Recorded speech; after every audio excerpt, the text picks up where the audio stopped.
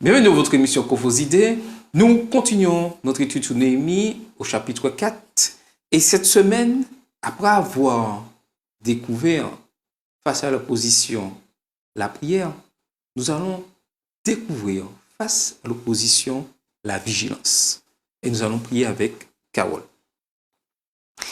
Notre Père, notre Dieu, nous voulons te dire merci de l'opportunité que tu nous donnes d'être assis ici, sur ce plateau, pour pouvoir partager ta parole avec les téléspectateurs d'Espérance TV.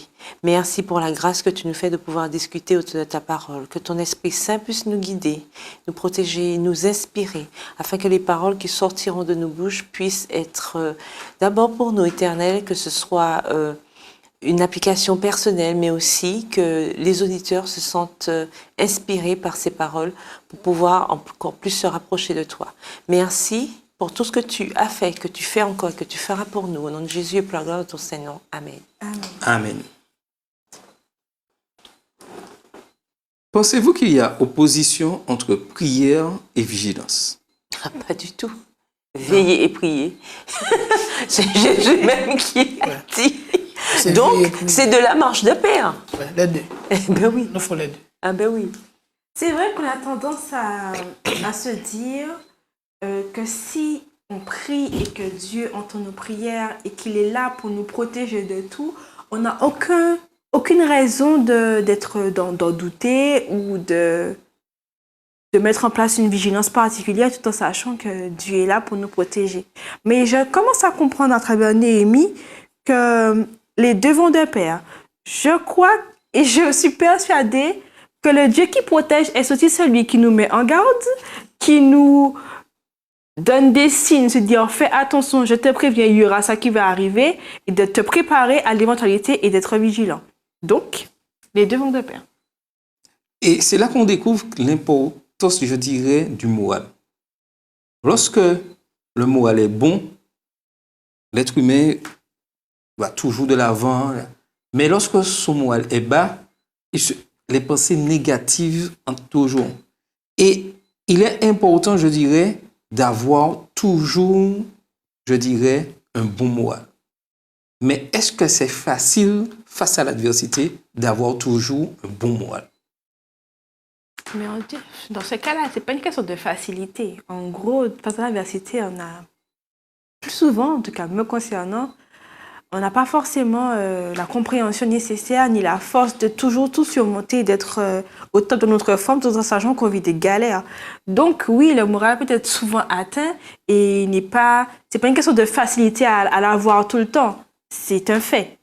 Mais aussi, effectivement, mais avec Dieu quand même, on peut garder le moral. C'est-à-dire que le moral peut avoir une baisse. On peut avoir une baisse de régime dans ce qu'on fait. Face à l'adversité, on peut avoir une baisse de régime, mais notre batterie ne meurt pas. Et c'est là, en fait, toute la subtilité avec notre vie de chrétien, justement, c'est de pouvoir toujours régénérer notre batterie en Dieu. Parce que c'est comme les panneaux solaires, d'accord ? Quand il y a du soleil, le panneau absorbe les rayons, mais quand il n'y a plus de soleil, on pourrait penser que le panneau ne fonctionne plus. Or, est-ce qu'on a encore de l'électricité? Oui. D'accord? Donc, en fait, c'est justement quand les moments sont radieux, quand il y a le soleil et tout, qu'on doit absorber, puisque justement, tout ce qu'on a accumulé va permettre qu'au moment... Tout ce qu'on a accumulé, absorbé, permettra qu'au moment où on a justement cette baisse de régime, eh bien, l'énergie sera encore là et notre batterie ne mourra pas. C'est-à-dire qu'on gardera en quelque part le moral, on ne va pas être à zéro. Parce que le tout, c'est de ne pas rester en bas. Si on a un projet, on est face à l'adversité, ok, on va être secoué, mais le tout, c'est de ne pas baisser les bras et se dire, bon, ben, je ne fais plus rien. Exactement. C'est ce que nous avions vu dans les leçons du trimestre dernier, l'espérance. Donc, pour nous les chrétiens, face à l'adversité, nous ne devons pas avoir les mêmes comportements que ceux qui n'ont aucune espérance. Notre espérance, cela doit nous fortifier. Donc, oui, je rebondis sur ce que Carole et Marquis disaient. Mais concrètement, j'ai eu du mal jusqu'à présent à définir ce qui pourrait nous différencier de ceux qui n'ont pas l'espérance, comme tu dis, ou de ceux qui ne connaissent pas Dieu. En gros, on se bat tous contre notre morale de se dire j'ai une difficulté, mais il faut que j'avance. On a tous le besoin d'avancer.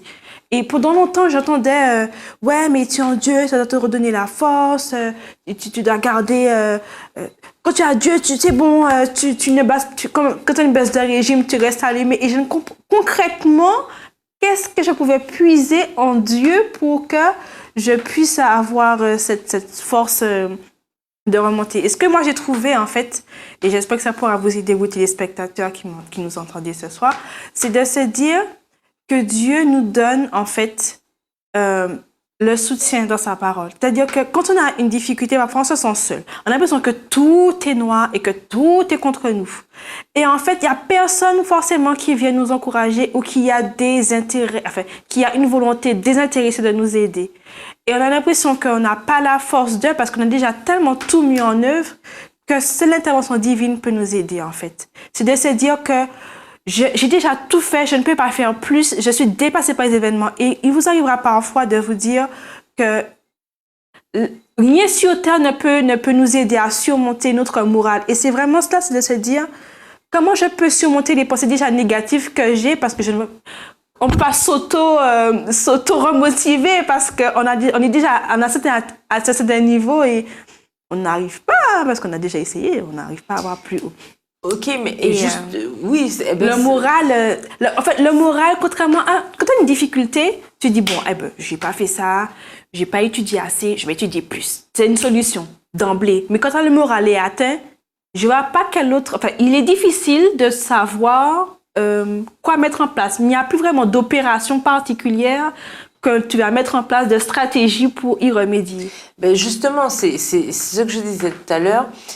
C'est pour ça que ça se prépare, en fait. En fait, le moral, moi en tout cas, je vois le moral comme une espèce de moteur qu'il faut constamment nourrir.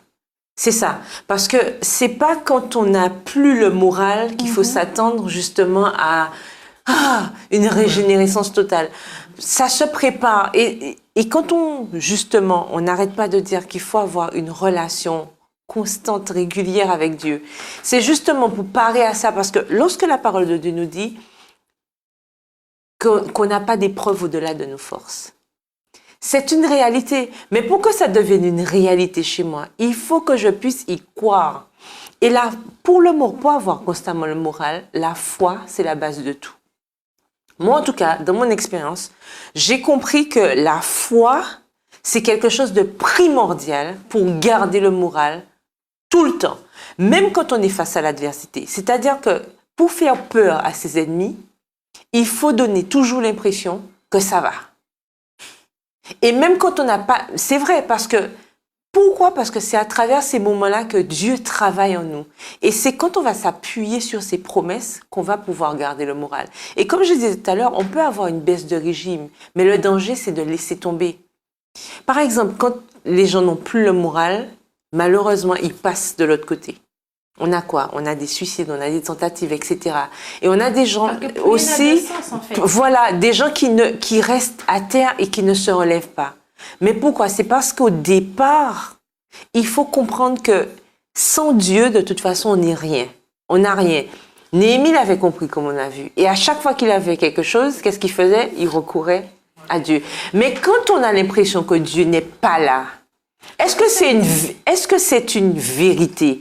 Est-ce que c'est une réalité? Mais dans le cas présent, ça l'était. Et dans le cas pour Néhémie, je peux supposer qu'ils se disent, mais à quoi bon? Déjà, moi-même, je ne vis pas à Jérusalem. Si c'est mon en parler, embêté. Moi, j'aurais dit ça comme ça. Et je peux comprendre que dans certains cas, on se demande, mais à quoi bon aller à contre-courant? S'ils ne veulent pas de l'apport que Dieu m'inspire de leur apporter, c'est pas grave, ils veulent pas. Oui, mais tu oublies que Dieu t'a donné une mission. Oui, mais que tu dois accomplir. Lorsqu'on voit au verset 10 de Nuée 4, cependant, Judas disait, après la prière, les forces manquent à ceux qui portent les fardeaux et les décombres sont considérables. nous ne pourrons pas bâtir la muraille. Ils Nous ont voyons fait ça. que Ils sont découragés. Le moral découragé, a commencé à être atteint. que vu l'oppression qu'il y a l'ennemi, nous courons à l'échec. Alors, vous regardez la situation de l'ennemi.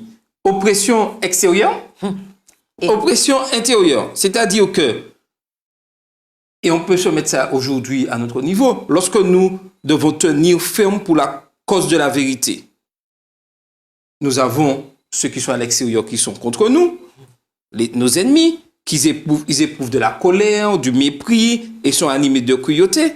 Mais à l'intérieur, c'est quoi l'ennemi? C'est sont les frères. l'indolence. Le découragement. Oui, l'indolence, l'inconstance, la tiédeur et un esprit de trahison.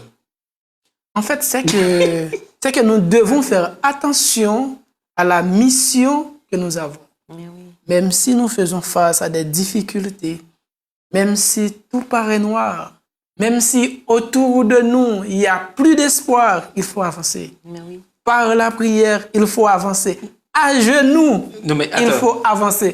Parce que nous avons une mission. je suis d'accord avec toi, mais il faut que nous puissions placer le décor de ce qui va arriver et être vigilants. Ah oui, il faut être Parce vigilant que aussi. face, Faut être vigilant. je dirais, à la tiédeur et cet esprit de trahison, ça veut dire qu'à l'intérieur même, aujourd'hui, de notre domination, nous aurons des dirigeants qui iront à l'encontre de la mission.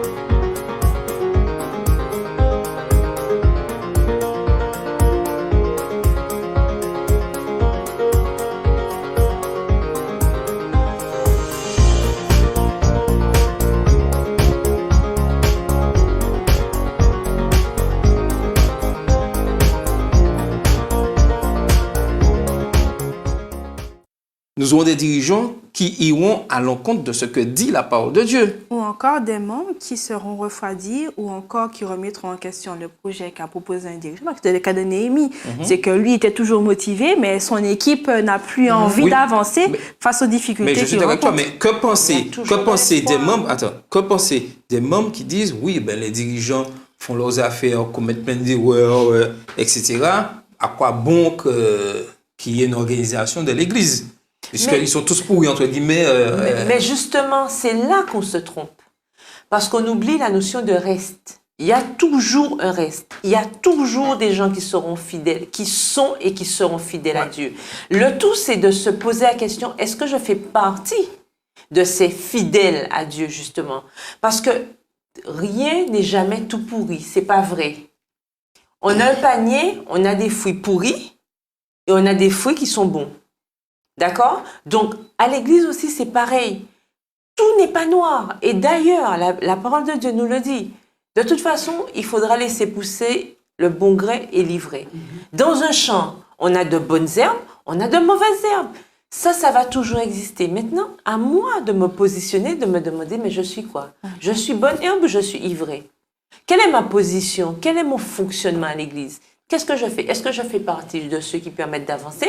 Ou est-ce que je fais partie de ceux, justement, qui sont dans le découragement, la trahison, etc. Et on a ce qui s'est passé avec Néhémie, nous le vivons tous les jours à l'église. Même si on fait un projet et qu'on voit, on a l'impression Je dis bien impression. Il y a un philosophe qui disait toute impression est fausse. C'est vrai parce que on a l'impression que tout est contre nous, mais c'est pas vrai. Il y a toujours de l'espoir. Il y a toujours quelqu'un qui va venir nous encourager. Dieu va toujours envoyer une parole, quelque chose pour nous aider à comprendre. Ne t'inquiète pas, mon enfant, tu es sur la bonne voie. Ne te décourage pas.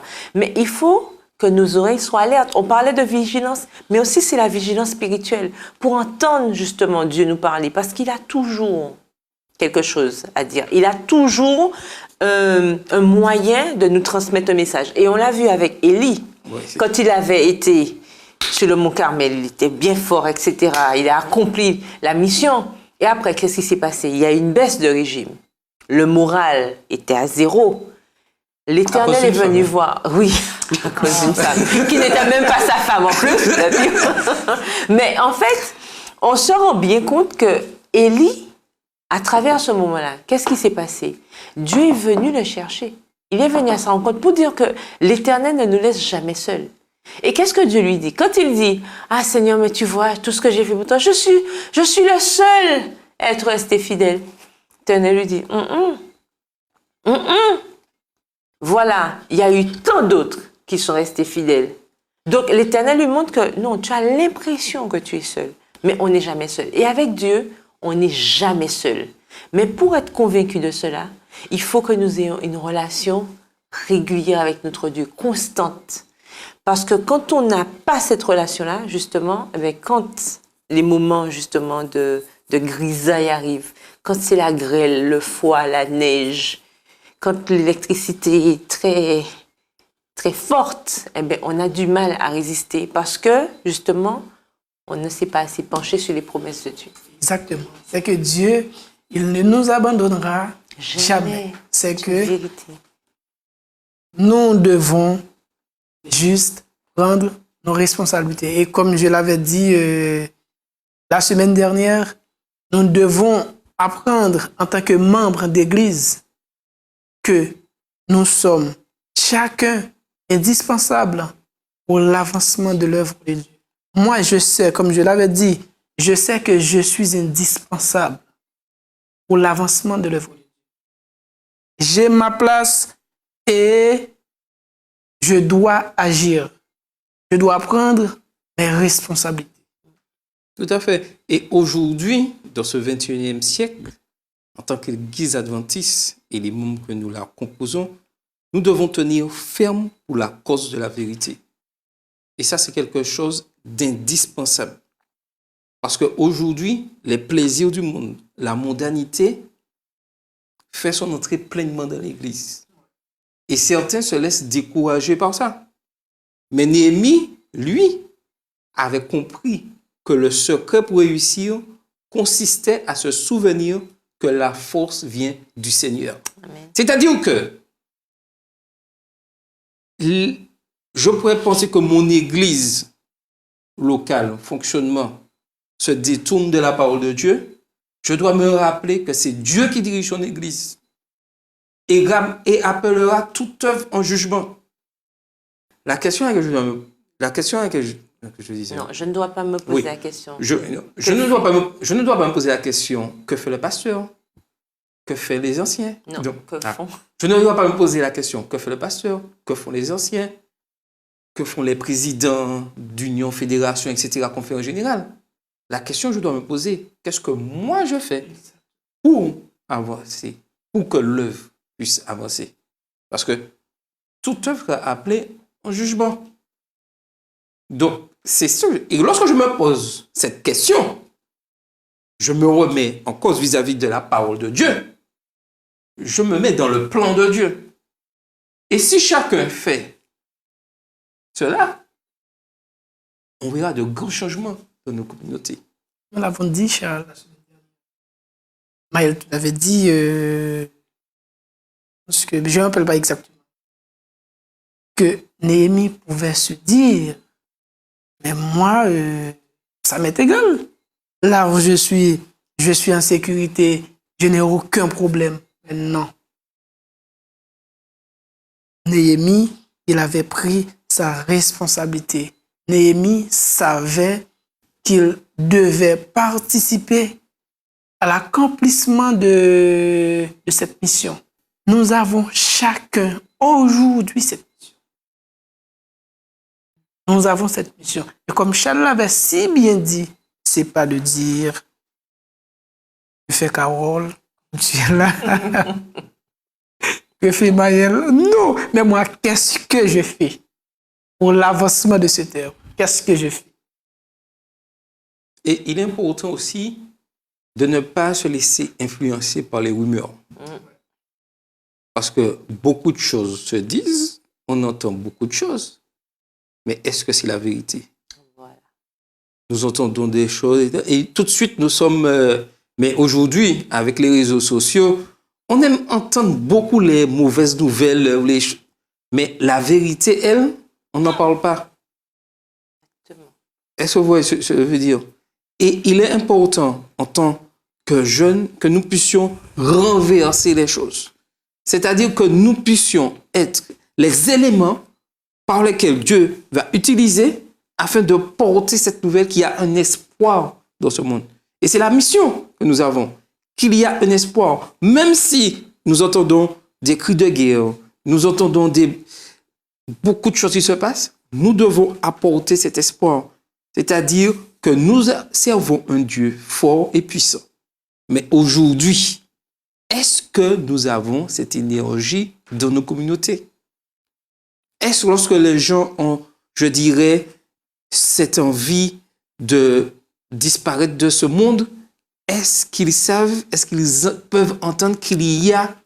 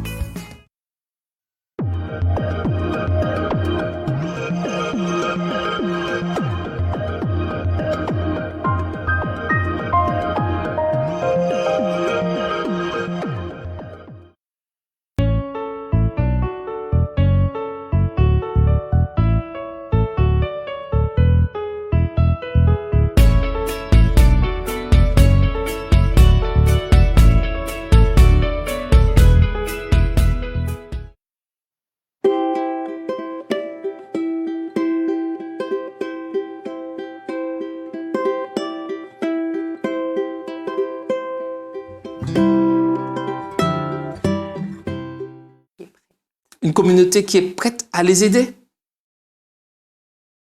Et c'est ça aujourd'hui notre rôle en tant que jeunes, en tant que membres d'église. Faire savoir qu'il y a de l'espoir dans ce monde. Et quelles que soient les autorités, les hommes politiques, les responsables d'associations, ont besoin d'entendre ces paroles-là. Il ne faut pas que nous restions entre nous. Il faut que nous puissions nous ouvrir aux autres, afin qu'ils puissent avoir cet espoir. C'est nous qui avons cette espérance, nous sommes affaiblis. Qu'en est-il des autres?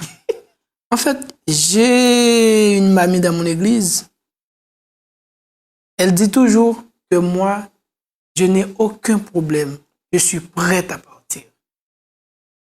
Si le Seigneur veut me prendre aujourd'hui même, je suis prête. Pourquoi? C'est parce qu'elle a une espérance. C'est pas parce qu'elle a déjà 90 ans, parce qu'elle a 91 ans. Personne ne veut partir. Personne ne veut partir. Mais par contre, puisqu'elle a cette espérance, elle dit qu'elle n'a aucun problème de partir. Et il est important aussi, chose importante, que nous puissions travailler main dans la main, ensemble. Pas chacun de son côté. Chacun a reçu certaines missions, mais c'est ensemble que nous pourrons réussir. Car si je pars seul et que j'ignore mon prochain, comment puis-je faire connaître aux autres que Christ existe?